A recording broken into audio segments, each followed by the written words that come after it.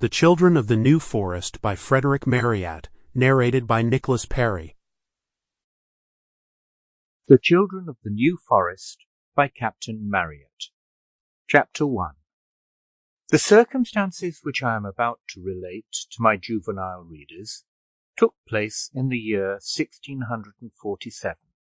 By referring to the history of England of that date, they will find that King Charles I, against whom the Commons of England had rebelled, after a civil war of nearly 5 years, had been defeated, and was confined as a prisoner at Hampton Court. The Cavaliers, or the party who fought for King Charles, had all been dispersed, and the parliamentary army, under the command of Cromwell, were beginning to control the Commons.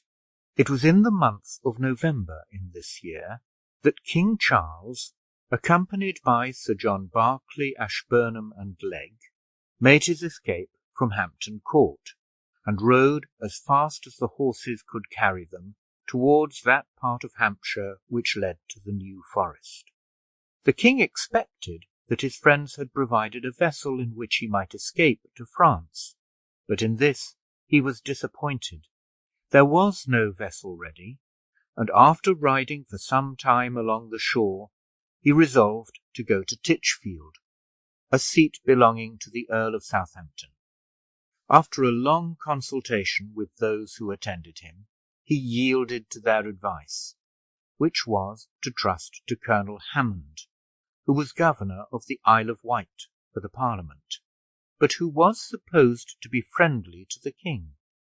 Whatever might be the feelings of commiseration of Colonel Hammond towards a king so unfortunately situated, he was firm in his duties towards his employers, and the consequence was that King Charles found himself again a prisoner in Carisbrooke Castle.